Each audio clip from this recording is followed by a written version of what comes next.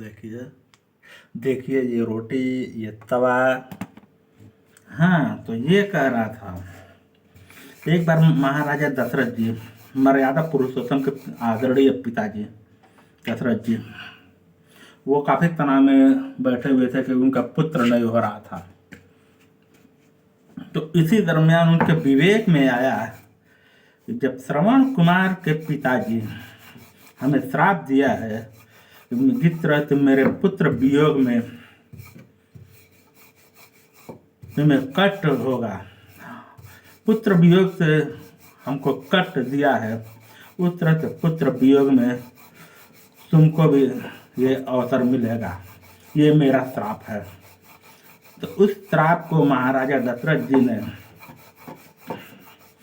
एक आशा की किरण देखी। आशा की किरण के साथ साथ वो कहे कि जब श्रवण कुमार के पिताजी हमको जब श्राप दिया है तो मेरा पुत्र होना निश्चित है, प्रारब्ध से को बदला नहीं जा सकता। और उनका पुत्र भी हुए, अब भगवान श्री रामचंद्र जी हुए, विष्णु जी के अवतार हुए। और एक कथा आती है ध्रुव के, बालक ध्रुव के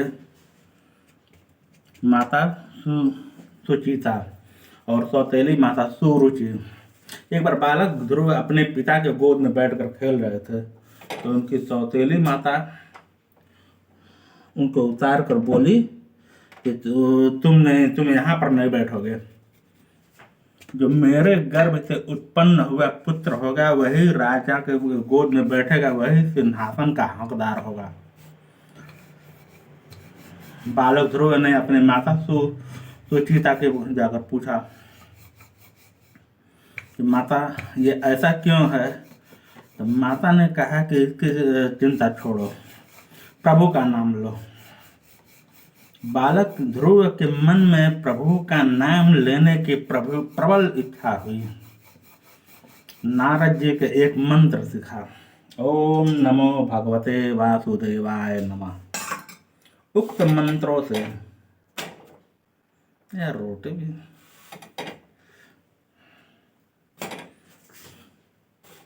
गैद विधि माथा,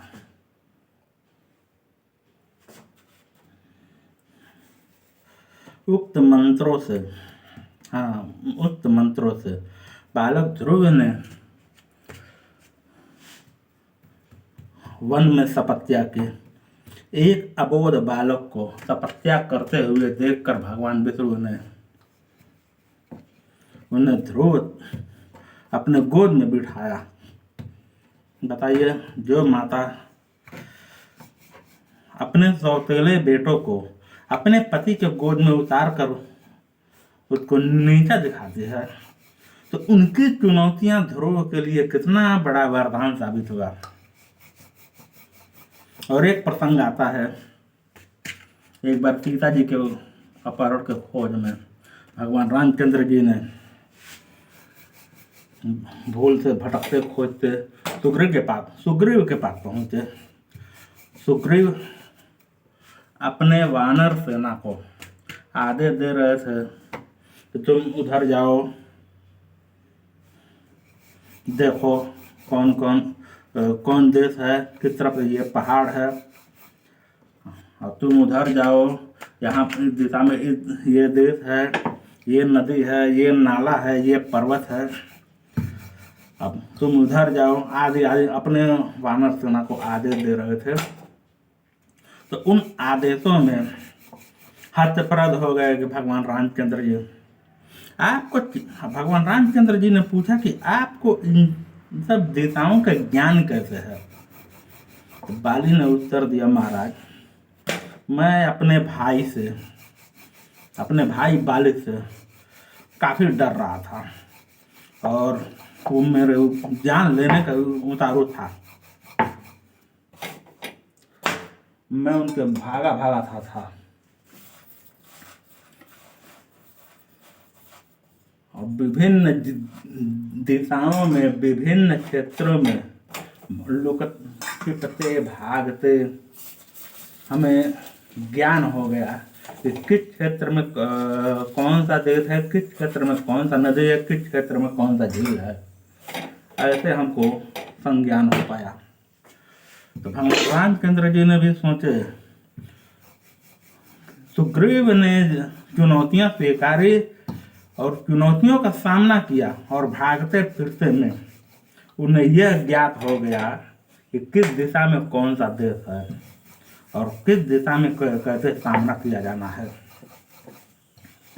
अब बताइए, मेरे घर के परिवार के सभी लोग शादी बारात में चले गए और ऐसे में हमको जब खाना खाने के अवसर आया तो खाना बनाऊंगा कि नहीं, मैं चुनौती स्वीकार करूँगा कि नहीं।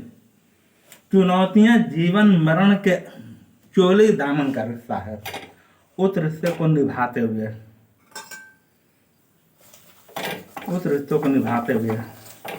तब